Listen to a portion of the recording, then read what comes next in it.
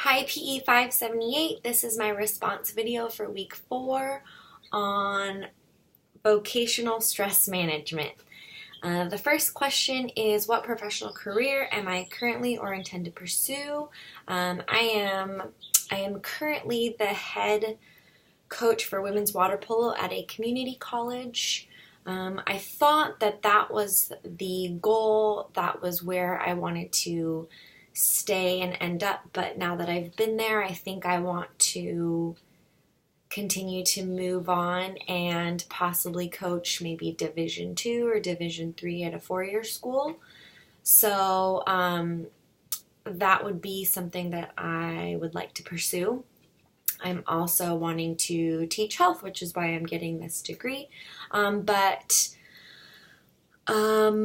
The second question is, specifically identify 5 sources of stress you think those in this career typically encounter. So I think coaching at the 4-year university level, whether it be Division 1, 2, or 3, some of the stresses I can see a coach having are being worried about their record, about winning, about championships. I think a lot of times the reflection of a season and overall record and how you did is a reflection of how you are as a coach, which on one hand I think has truth to it, but on another hand I think that there are so many other factors that it's not just about winning. So that can be stressful because people don't see all of the day in and day out coaching practices that you have. They just see your record. So that could be stressful. Another one would be recruiting. I think that trying to get players to come to your school and your program when they have all these other different programs to compare to and to choose from, and that can be a little stressful, trying to figure out what's going to entice them and what's going to be ultimately be best for the student, but there's so many schools and programs out there that it's competition.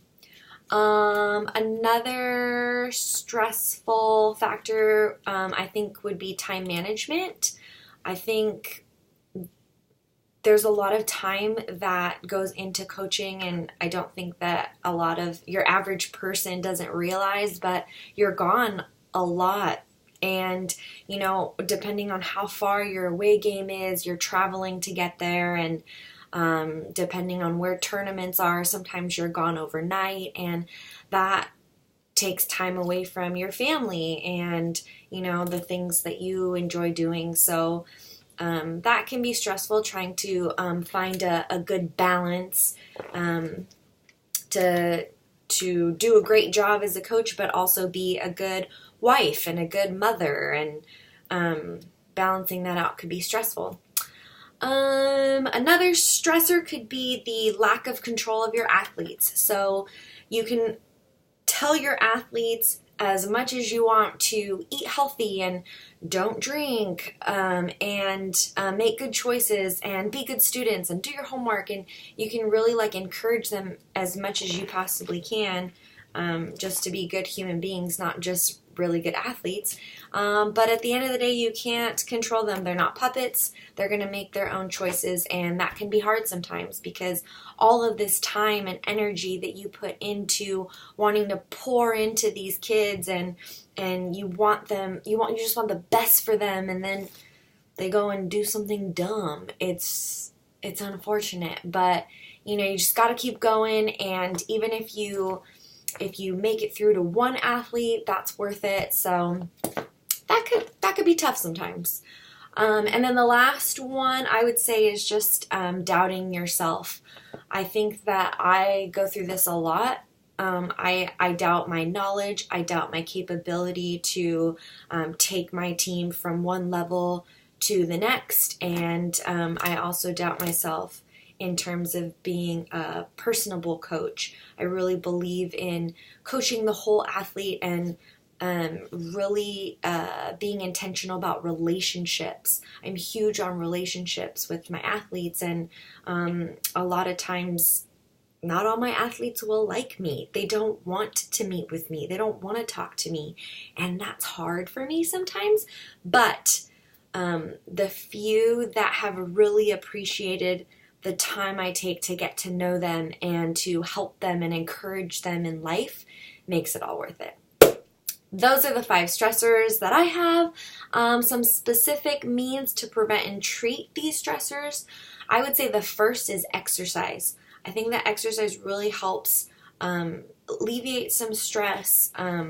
It gets those endorphins going and just is overall better for your health, your mood.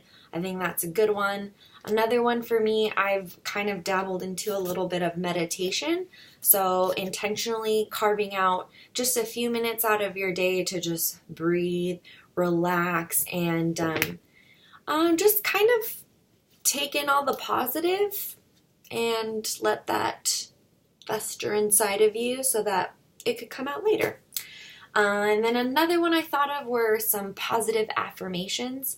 So just intentionally telling yourself, like, you are qualified for this job, you're good at what you do, you got this, and you're good looking. So I think positive affirmations are great. So those are some means to prevent or treat those stressors.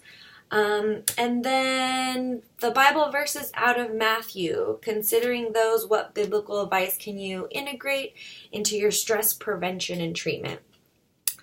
Those verses were great, but I have another one out of Philippians. It says, "Do not be anxious about anything, but in everything by prayer and supplication with thanksgiving, let your requests be made known to God." So part of the meditation is just being in silence and praying and spending time with the Lord and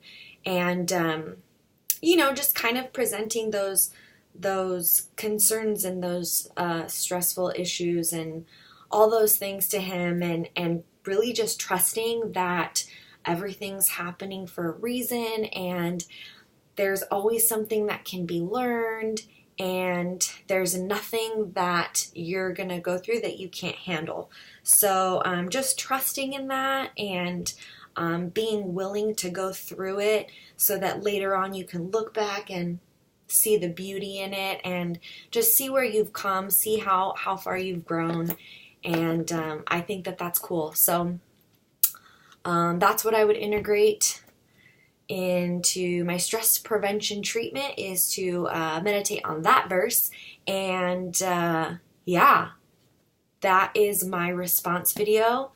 I can't believe it's been 8 minutes because I feel like I didn't really say anything, but hopefully you enjoy it. Can't wait to hear from all of you.